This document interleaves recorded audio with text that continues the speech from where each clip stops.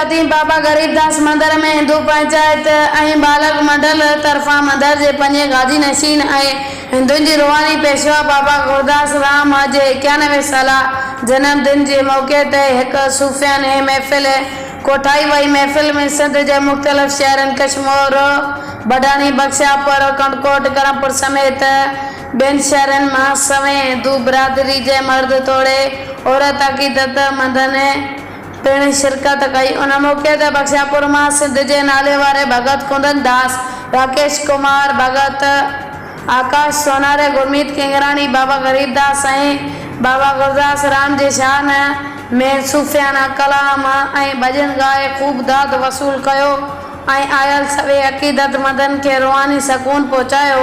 उन मौके ते हिंदू पंचायत ऐं मुर्शिद जे सेवादारनि जन्मदिन जो केक काटियो ऐं मिठाइयूं विराए ख़ुशी जो इज़हार कयो।